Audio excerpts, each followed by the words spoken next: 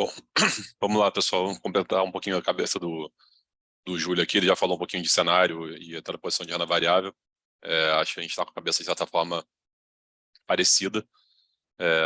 O momento realmente para a renda variável está bem desafiador, assim, apesar de valuations relativamente baratos. Acho que não dá para argumentar que a bolsa aqui não é barata, que a bolsa não está cara. Mas é aquele barato que parece que vai continuar barato, né? Então, a gente realmente está com dificuldade, a gente olhando simplesmente no micro das empresas, né?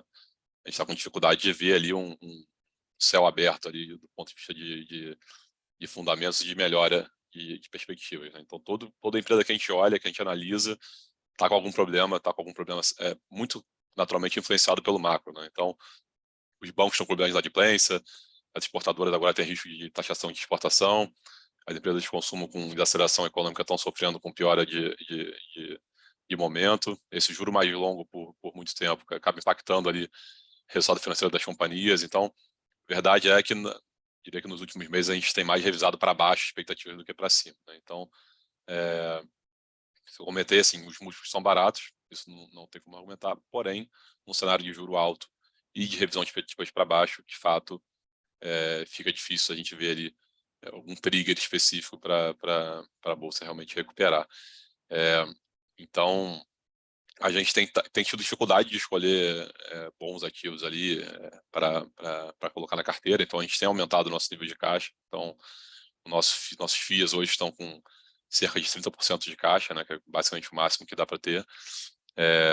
Então, é um nível que realmente poucas vezes a gente teve aqui dentro da asset. No long buy, a gente tem trabalhado ali em torno de 50% ali, net long. Então, acho que o cenário doméstico já estava difícil, e aí você tem junto o cenário externo que piorou bem ao longo do mês passado, né? Então, apesar da Bolsa Americana não ter sofrido tanto, e aí, enfim, não tenho tanta capacidade em falar um pouco da Bolsa lá de fora, realmente, dado o cenário que está lá fora, me parece que está no nível caro, parece estar no nível elevado, mas, de fato, a Bolsa lá tem dificuldade em realizar. Então, acho que aqui somou-se duas coisas, né? Cenário doméstico complicado, mais cenário externo que piorou ao longo do último mês. Então, eu acho que isso aí se mostrou até um pouco no dado de fluxo, né? A gente teve ao longo de janeiro ali uma entrada bastante forte de investidor estrangeiro e ao longo de fevereiro esse investidor estrangeiro já começou a sair, tá? Então, acho que essa piora do cenário lá de fora naturalmente traz um pouco de resgate ali dos estrangeiros também. A gente acho que já comentou que a gente não via essa entrada de fluxo em janeiro forte, específico de Brasil, foi uma entrada específica para emergente, e o Brasil acabou surfando junto.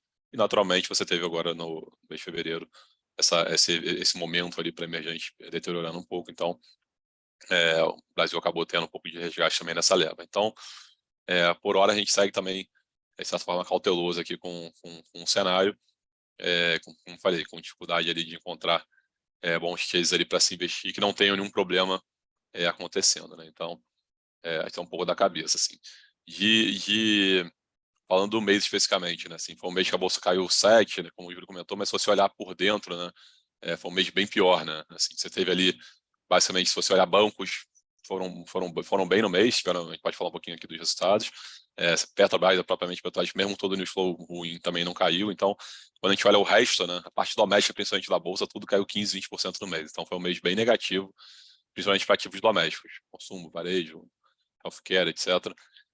Sofreram bastante. Então, realmente foi um mês bem negativo. Dentro dos nossos fundos, eu acho que a gente pode falar, eu acho que a gente até foi um mês difícil do ponto de vista de micro, mas a gente acabou conseguindo outperformar o índice. Eu acho que, em parte, né, esse caixa elevado ajudou.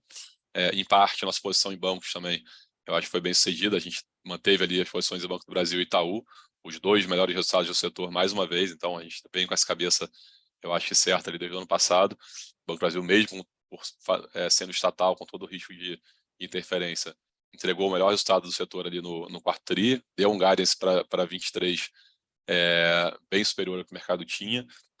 E eu acho que até agora o que a gente viu das principais iniciativas da nova CEO e das diretorias escolhidas foram super positivas, que a gente achou. Então a gente ainda está vendo esse risco ali, esse medo de interferência nesse ativo específico muito mais precificado do que a gente acha que de fato vai ocorrer. Então a gente segue na posição, a gente acha que os resultados ao longo do ano seguem vindo bem. mesmo com o risco de inadimplência, com essa piora que a gente sabe do setor, a gente entende que é um setor ali, comparativamente com o resto do mercado, principalmente do mercado doméstico, a gente já tinha um setor que segura melhor ali nesse ambiente de juros mais alto, mesmo com atividade pior. Tá? Então, acho que esse foi um dos ganhos que a gente teve ali ao longo do mês. Outra posição que a gente tinha montado recentemente é Porto Seguro, a posição também que andou bem ali no mês, conseguiu subir mesmo com a bolsa caindo. Acho que teve muita questão micro, né? O resultado da empresa foi melhorando ao longo dos últimos meses. A gente via essa melhora nos números da SUSEP e, de fato, se comprovou com o último resultado divulgado. Então, o resultado foi bem positivo. A gente acha que a empresa está no momento bom ali de resultado ao longo de 23. Enfim, mantivemos a posição. Bom, do lado negativo aqui, né? Não preciso nem falar que as empresas domésticas foram as que mais sofreram. Então, nossas posições aqui em varejo, como posição de Renner, Soma, Vivara, sofreram bem ao longo do mês. Acho que nada muito específico ali que a gente possa falar de cada uma. O resultado da Renner veio fraco, mas já era de certa forma esperado. O resultado da Soma saiu hoje, a gente achou um resultado bom, dada a conjuntura. Mas é um setor que passou por um de-rating relevante de múltiplo, né? Então, lembrando que essas empresas negociavam ali acima de 20 vezes lucro há 6 meses atrás, hoje estão negociando todas próximas de 10 vezes, né? Então, estamos falando ali de 12 vezes lucro, uma Renner, uma Soma. Então, de fato, teve um de-rating muito grande. E nesses casos específicos, a gente não teve tanta revisão de resultado, então a gente segue posicionado ali, mas foram ativos que sofreram muito ao longo do mês passado. E um outro ativo que a gente realmente está sofrendo ao longo do ano, posição que a gente, por enquanto, tem errado um pouco da leitura do mercado, foi a Eletrobras. Lembrando que esse é um case que a gente carrega já há praticamente 3 anos, pegamos ali antes da privatização.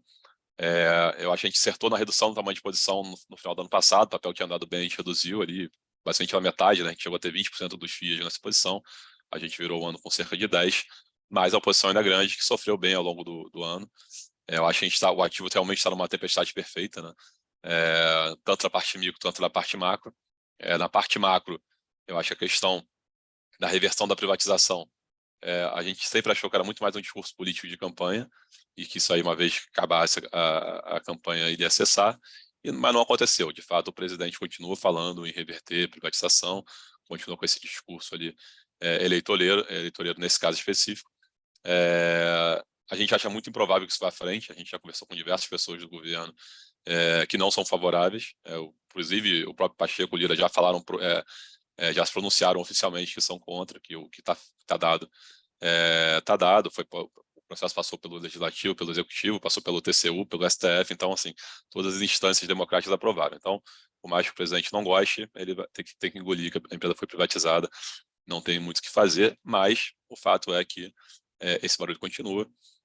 A gente gostou da nomeação do ministro de Minas e Energias, parece uma pessoa bem preparada, pelo menos nesse aspecto da privatização também já falou em comentários que também o que foi aprovado tem que ser respeitado. Então, a gente acha que não vai para frente, mas sem dúvida isso gera um barulho, gera um noise, afasta investidores, principalmente os estrangeiros que estão mais distantes, não querem entrar nessa discussão. Então, acho que foi um case que a gente errou, talvez, na leitura, não imaginava que isso fosse acontecer, porém, esse é um risco que a gente está disposto a correr. A gente realmente acha que, do jeito que foi feito, foi muito bem amarrado, não tem como reverter. Se acontecer, como eu falei, eu acho outras vezes, é um evento que vai ser ruim para o Brasil inteiro, não só para a Eletrobras. Eu acho que outros ativos na nossa carteira talvez caiam até mais. Então, esse é um risco, por enquanto, a gente está disposto a correr. Do lado micro também, toda a questão de preço de energia, eu acho que ficou bastante vocal ao longo do mês. A gente realmente tem tido um período de chuva muito forte, isso encheu de reservatórios e, naturalmente, o preço de energia tem caído. Ontem, especificamente, já teve essas ideias mirabolantes da Petrobras de investir em energia eólica offshore. Isso aí, realmente, se for num ambiente que a gente tem energia sobrando no Brasil para os próximos 5 anos, você investe em energia eólica super cara no offshore, aí realmente você tem energia sobrando para o resto da vida no Brasil. Então, são ideias como essas que têm feito realmente esse humor com o preço de energia ficarem muito baixos. A gente acha que, de fato, isso vai acontecer no curtíssimo prazo, porém, o que impacta realmente o preço da empresa realmente é a energia que ela vende no longo prazo, né? E hoje, para você construir qualquer empresa eólica, elétrica que seja, com menos de R$ 200 de energia, você não consegue rentabilizar. E hoje o preço de energia está em torno de 100, né? Então, a gente acha que é um efeito de curto prazo, de oversupply. Uma hora que esse excesso de oferta aconteça, ou que você tenha um período chuvoso menor, a gente acha que o preço de energia volta a convergir para um preço ali mais perto da curva de custo, né? Então, mas de fato, como eu falei, foi um news flow realmente bem pesado no papel ao longo do mês. e papel pesou, a gente não fez movimentações relevantes ali no ativo ao longo do mês, mas vem sofrendo. Bom, acho que é isso de mudança de posições, não tivemos nada muito relevante, como eu comentei, além do aumento de caixa, a gente montou uma posição pequena em Petro Recôncavo, pois o papel sofreu aí nesse barulho do imposto de importação. A gente acha que esse imposto de fato vai morrer depois dos 4 meses, é um consenso ali no próprio governo mesmo, no Congresso, então deu uma oportunidade de compra ali, a gente acha que isso aí vai acabar acabando depois. A gente voltou a montar uma posição pequena em Equatorial, lembrando que a gente zerou as distribuidoras com todo esse risco de renovação de concessões. A gente acha que, de certa forma, já está mais bem precificado nos papéis, apesar da gente ainda ver esse risco, então a gente voltou com uma posição ainda pequena. No lado de redução, a gente zerou a posição que a gente tinha em Minerva no início do mês, foi uma boa zerada, o papel acabou sofrendo ali com um resultado pior do que esperado, teve a questão da vaca louca, então acho uma zerada que poupou a gente de uma perda aí boa. E a gente também praticamente zerou a posição de Ipera, essa é uma posição que a gente carregava há bastante tempo, acho que o ativo bateu um pouco no nosso target, a empresa anunciou um guidance para 23 muito nível que a gente tinha, então a gente não viu muito mais expectativa de melhora de resultado. Então, simplesmente a posição que a gente colocou no bolso aí ao longo do mês.